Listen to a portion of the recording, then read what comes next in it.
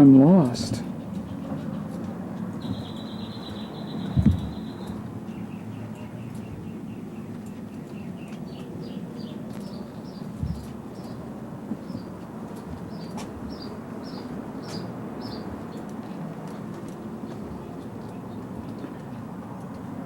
We're hopelessly lost.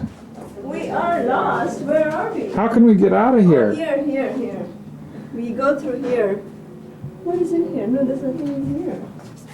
अभी तो और नीचे है, नीचे से जाना पड़ेगा ना बाहर. हम लोग Where are we going? Are we going हम लोग backwards? कहाँ हैं? ऊपर हैं कि नीचे हैं? We're lost. We'll never get out of here alive. Must be.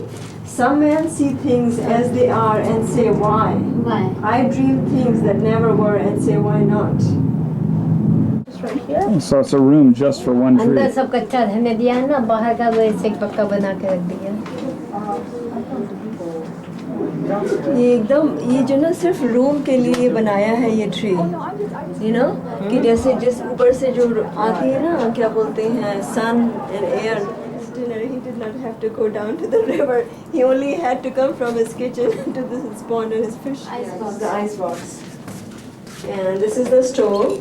Oh, look at this dining table. He made this table so it would slide out in front of the seat. The table board is attached to a 2x4 post which slides into the back wall. It comes out, so you see so ये है you can क्या? eat it. ये खाने का stove है. क्या? उसने बनाया हुआ है ना. ये स्टोरिंग प्लेस होगा. In winter, to keep the warm air in and cold air out, he placed flat pieces of window glass above the skylights. In all other open areas, he either installed a glass door or windows. For more warmth, he lit the fireplace. In summer, he removed the piece of glass.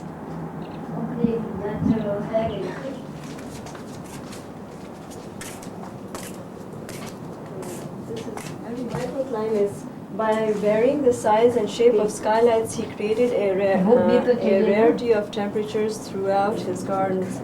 He also circulated the air throughout by creating convections and thermosiphons.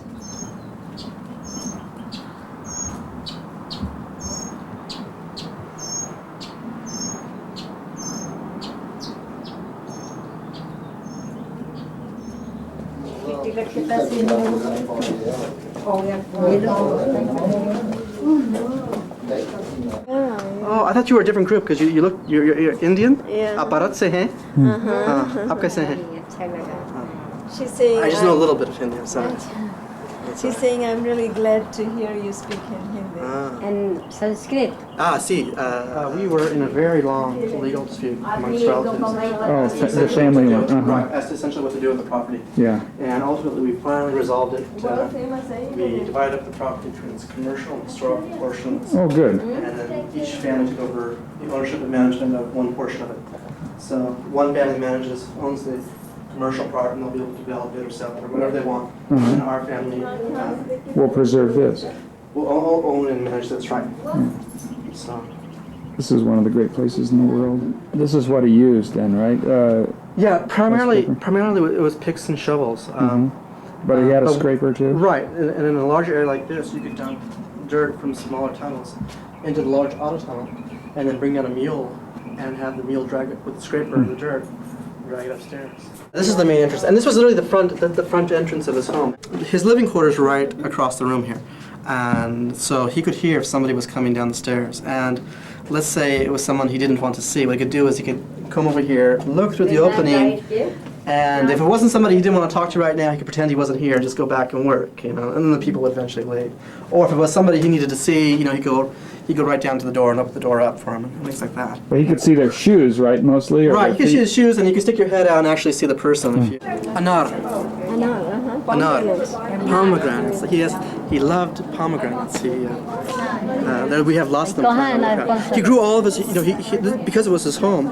If you were to visit him, and lots of people did when he was alive during the 20s and 30s, he had cows and pigs and chickens, and then he planted all sorts of, he planted, grapefruit and lemons, kumquats, grapes, pomegranates, olives, he was just planting everything he could get hold of, he planted. This is actually one of the oldest trees out here. It's about, 80 to 90 years old. and yet it's still very small. It only got about an hour of sunlight every day, and so the little shoots that came off here, little suckers, you know, they just get pinched off until it gets up to where the sunlight hits it, and then it just wants to branch out. And these were just done as experiments, just to see what would happen. Could he get trees to grow on the ground? And I think probably with that combination of the fact that he could carve into the earth and have sort of hard walls, the fact that you had hardpan that could be used for stonework, and that you could actually get trees that could grow, you know, in sheltered areas, that I think helped build the whole idea of building a more extensive home underground. And the soil is like this, or he did put these? This is just the natural. He just carved out. These are just the chunks of soil. Oh. And these are the pieces of hardpan that are taken out of the ground. So. And then he just placed it. Yeah, with a little bit of cement. Yeah. And he used the same hard pan for the planters too, right? Right. It was just all. It's all. This is all came out of the ground. Yeah. So everything that's here is still here. It's just all been rearranged. You know, it's just another experiment. You know, really, what has changed except that a little cement was brought in, a few trees. You know, it's all the rearrangement. You know, transformation. He had built it as a pond. The opening had a piece of round glass in the center, and he sealed it, and then he was able to keep water in it.